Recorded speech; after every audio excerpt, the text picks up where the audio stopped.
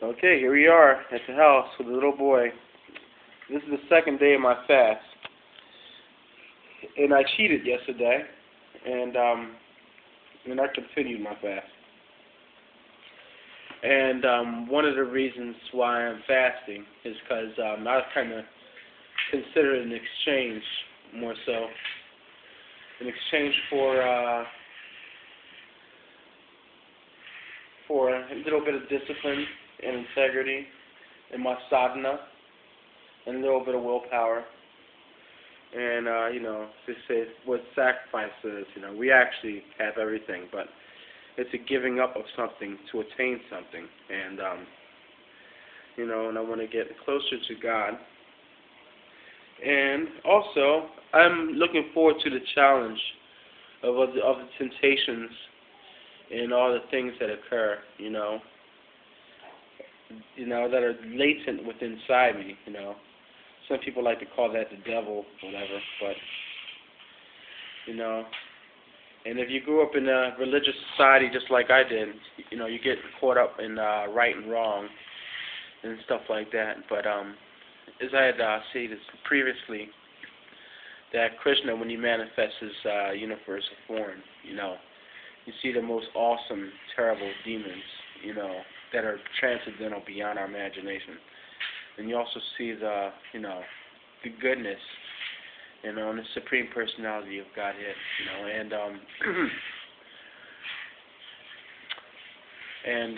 this is one of the reasons why I want to touch base on desires. The four regulative principles are basically no meat eating, including fish and eggs. Because we have a lot of vegans out there or vegetarians that say they only eat eggs or they only eat fish once in a while, just to maintain their body and stuff like that.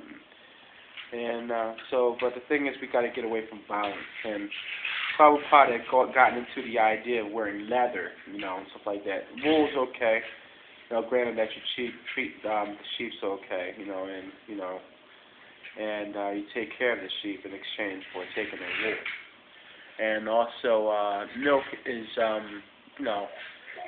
in my opinion, I generally don't eat milk or eat no dairy products unless it's feast, where it's consecrated and sanctified through offering through the pujati and prayer. And I think it's very important to have your own cows, just like on the Krishna farms and stuff, communities, where they take care of the cows and where they're allowed to retire there, even when they no longer can produce milk, and they take care of their young and they're allowed to have babies and stuff like that. That's a different story, And unfortunately, in India,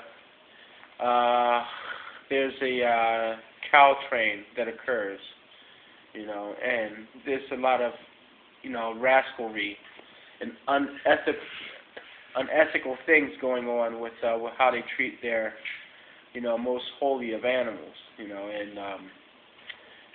they rob the mother of the milk, and then after that, there's a train that leads all the way down. It's almost like a death walk of cows to go all the way down to Pakistan, where they're slaughtered and made for belts and handbags, purses, and for beef and stuff like that. But I'm not going to get off on that rant, though. But okay, other regulative principle is no gambling, and that doesn't just mean the casinos, in which I had a tendency to do once in a while. I used to love to go to casinos and gamble and stuff like that, though. But just spending time away from God, basically. That's all it is. And that's one of the most difficult of regulative principles to follow. And also, like for instance, if you go to the stock market, or you invest into something that might do well or something like that, you're hedging your bets on that. That's basic. That's really gambling, more so than casinos, because I think you're aware that your chance of winning in a casino is minimal. Okay, and also there's other regulative principle would be drugs, caffeine, stuff like that.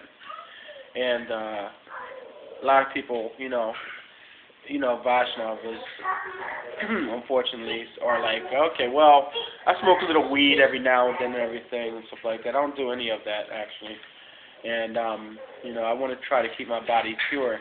Though, but one of my shortcomings is caffeine.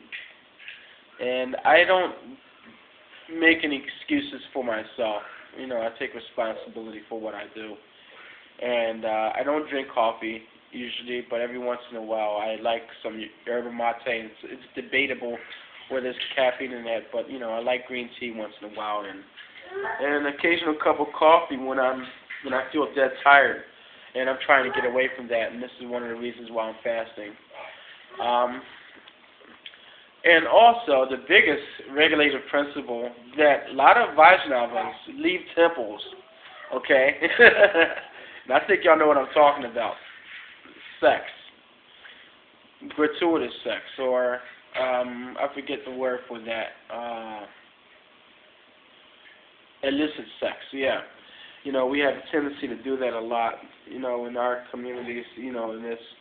I know of devotees who had gotten kicked out of temples and devotees who had left temples just because they wanted to get their groove on or whatever and all that stuff. And there's many levels of that, okay? So the highest level is basically no sex at all. There's one pure devotee of God, Saraswati Maharaj Thakur, who has never passed semen a day of his life. Okay? And, and that's the highest level.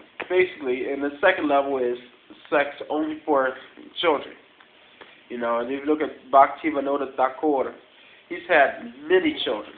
So I imagine that the only time he's had sex, because he's a pure devotee of God too, was just for the producing of, enlightened beings into this world. And another level would be, to have sex with your wife only every 30 days, or with your husband only every 30 days illicitly. And so that's supposed to be for children anyway.